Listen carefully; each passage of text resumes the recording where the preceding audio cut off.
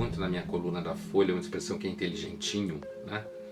Que para mim não é inteligente, mas é aquele sujeito que leu meio livro, normalmente algum livro de protesto, e quando você fala coisas do tipo, olha, 7 bilhões de seres humanos, não dá para todo mundo ser feliz e ter tudo, ele conclui daí que você acha que as pessoas têm que passar fome. Isso é um inteligentinho. Né? E que é uma praga que está espalhado principalmente no ambiente de produção de conteúdo em cultura em geral. É muito difícil dizer o que é uma pessoa inteligente. Eu diria, grosso modo, é necessário um certo repertório, né? Você tem que ter lido, você tem que ter algum tipo de experiência na vida. Então você até pode ser uma pessoa bastante jovem e com um potencial muito grande de reter informação, de associar a informação, de construir ideias originais, mas a falta de experiência sempre torna um pouco mais difícil para você conseguir lidar com o mundo. Com que isso eu não quero dizer que se você tem 80 anos você é necessariamente mais inteligente. Tem um monte de gente de 80 anos por aí que é burro feito uma porta, não tem nada a ver necessariamente uma coisa com a outra. Agora eu acho que existem algumas qualidades interessantes que me parece importante para ser inteligente. Primeiro, duvidar de si mesmo, tá? Nunca ter absoluta certeza de que aquele autor que você leu é um autor definitivo. Nunca se ver do lado do bem. Nunca achar que porque você acredita numa coisa e porque você deseja o bem das crianças africanas, você é seguramente uma pessoa do bem. Provavelmente você deseja o bem das crianças africanas porque você acha mais fácil gostar delas do que uma criança perto de você, pelo simples fato de que ela está longe. E uma criança perto de você enche o saco. Veja que normalmente pessoas muito envolvidas com essas causas sociais são as mesmas pessoas que não querem ter filhos. Uma outra qualidade que me parece importante na inteligência é uma certa modéstia, né?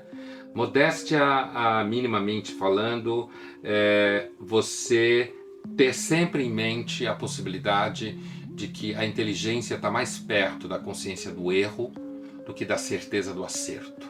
Ou seja, a possibilidade de que você levar sempre em conta a possibilidade de que você pode estar errado, a experiência de que o mundo mostra que você está errado, eu acho uma das experiências mais sublimes do mundo. Principalmente se você tiver uma visão pessimista de mundo. Então eu acabo associando a inteligência mais a virtudes morais e éticas do que propriamente equipamentos cognitivos, digamos assim, né? E nesse sentido eu sou bem socrático. Né? Para quem conhece o diálogo Teteto do Platão sabe muito bem o que eu estou dizendo. Eu começo procurando entender o que é o conhecimento verdadeiro e acabo chegando à conclusão que eu nunca sei qual que é, mas eu não canso de procurar. Portanto, quanto mais eu procuro, mais eu descubro que eu não sei, mas para eu saber que não sei, eu tenho que realizar a experiência do erro. Né? Eu tenho que realizar a experiência de que alguém pode me provar errado. Então eu acredito que uma inteligência, sei lá, uma ideia de uma inteligência um pouco mais apurada, ela está mais associada à percepção do que você errou, isso é bem socrático, está mais associada à percepção de que o orgulho normalmente diz que você é pouco inteligente, está mais associada à percepção de que para você chegar a algum lugar no conhecimento você depende de muita gente à sua volta, e com isso eu não estou querendo falar de que todo mundo é pensamento coletivo, esse blá blá blá, não é isso que eu estou dizendo. Eu estou dizendo algo muito simples. Para você realizar coisas, você depende de muitas pessoas que criam situações que torna possível você chegar ao conhecimento.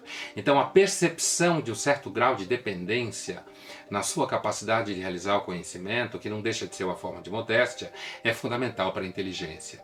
Então eu diria que alguém que está preocupado em pensar sobre a inteligência, além de pensar sobre o repertório, ou além de ficar nessas coisas de que cérebro inteligente, que aí não sei o que, achar que o filho é muito inteligente, que aperta tela de iPad, essas bobagens, né? Eu chamaria atenção, como a tradição filosófica chama desde a Grécia, de que existem certas virtudes como disciplina, sinceridade na relação com o conhecimento, reconhecimento de quando você está errado, falta de vaidade na relação com o conhecimento. Me parece que essas características podem fazer de você uma pessoa mais inteligente. Portanto, a resposta é ética e não epistêmica. Sem dúvida nenhuma, um dos maiores prazeres da vida é humilhar pessoas. E se essas pessoas forem do seu ciclo próximo, mais gostoso ainda é. Falar mal, identificar alguém que cometeu algum tipo de pecado e fazer com que essa pessoa se sinta a última do mundo é um prazer todo especial. Isso acontece em famílias, acontece no mundo corporativo, acontece em salas de aula, nas escolas da faculdade. Acontece na conhecida história da adúltera e das pedras no Evangelho. O gozo da moral, o desejo de fazer com que uma pessoa se sinta um miserável, uma vagabunda, alguém que merece ser cuspida, é um prazer todo especial. A gente acabou descobrindo isso porque um dia um cara chamado Freud identificou que uma tal de pulsão de morte, um gosto pela característica destrutiva, seja de si mesmo, seja dos outros, do mundo à sua volta, o Freud conseguiu, num salto mortal de inteligência, levantar a suspeita de que a moral se alimenta disso. Por isso que quando alguém é pego numa situação de pecado, como por exemplo no passado, imagine uma mulher que foi pega numa posição de adultério no século XVI, XVII, entre puritanos americanos. Essa mulher é obrigada a usar uma letra A, uma cor escarlate colada na sua roupa, para que todo mundo pudesse cuspir nela e todo mundo pudesse excluí-la. Essa é uma história escrita por Nathaniel Hawthorne, escritor americano puritano, que desmantelou essa moral absolutamente agressiva e violenta que caracterizava os puritanos. Imagine o prazer que você poderia ter sabendo que alguém, sei lá, uma colega de trabalho, uma colega da faculdade, quem sabe uma cunhada, muito mais bonita que você, foi pega em adultério.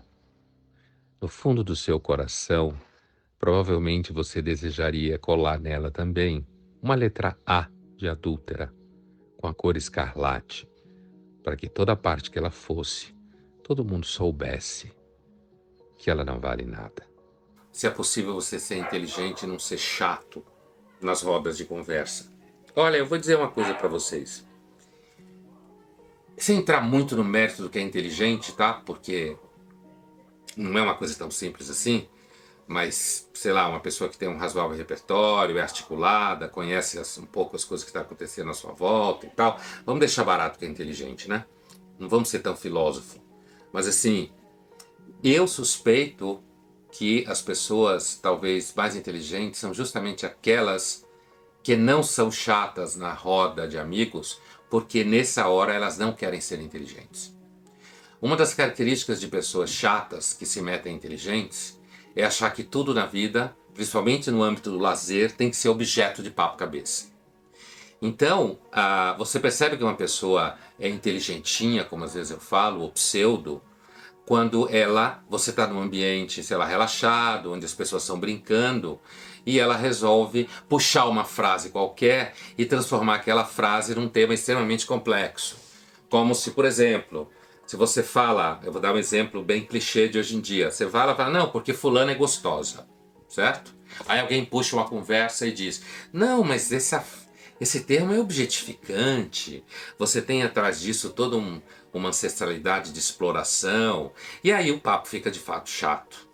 O papo fica chato porque essa temática passa inclusive pela forma como a mulher se percebe durante o sexo, o desejo, a forma que o homem sente de fato passa por imagens como essa, de gostosa ou não. Ou, por exemplo, quando você está no final de semana e alguém vira para você e diz assim, está num ambiente relaxado e alguém vira para você e diz assim, mas o que você acha do governo Temer? É um bode, né? Assim, a ideia, inteligência é uma capacidade, né?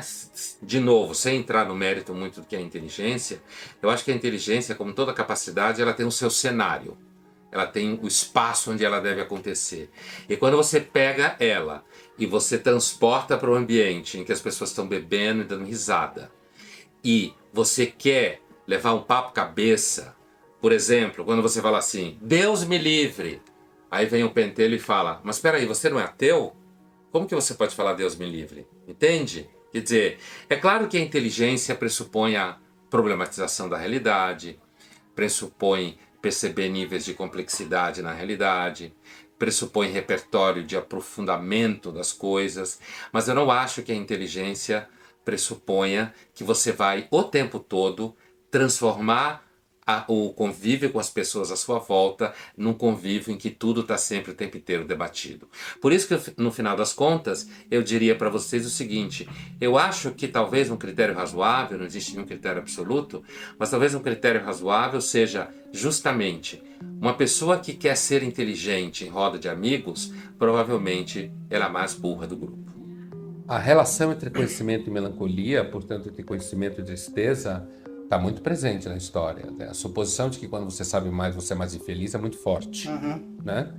Portanto, é possível, tanto que os americanos falam ignorance is bliss. Quer dizer, a ignorância traz você um êxtase em relação à vida. Também há uma camada em que uma suspeita romântica de base de que quando você tem uma relação com a vida menos pensada e você é mais visceral, você é mais feliz porque você é mais orgânico com a vida.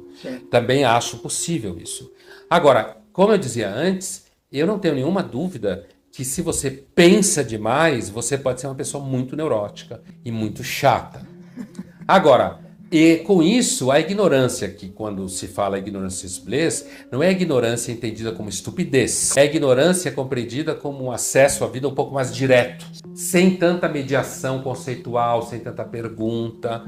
E esse tipo de relação com a vida talvez só possa ser atingida depois que você pensar um pouco e souber separar o que é lixo do que vale a pena ser pensado.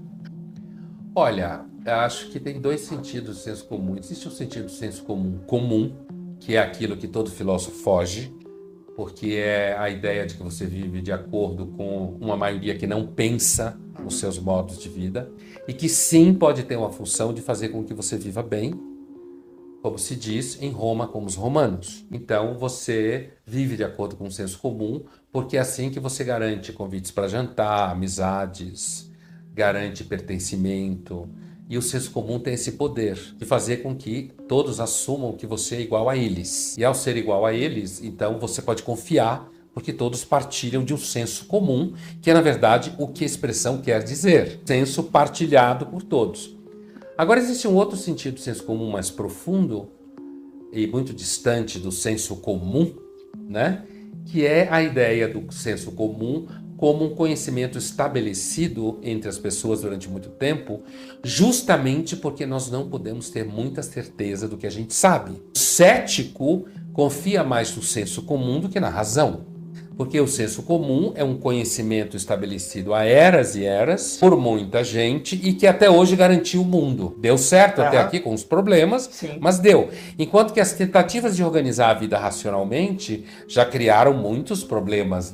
Basta pensar no século XX. Então existe um outro entendimento do senso comum, distante do senso comum, que é a ideia de que o senso comum, na verdade, é uma sabedoria estabelecida por muitas pessoas durante muito tempo e que é melhor do que a ideia de um ou dois caras tarados que no seu gabinete acham que resolveram tudo. E, portanto, o ceticismo em filosofia está mais perto do senso comum do que das construções abstratas do racionalismo.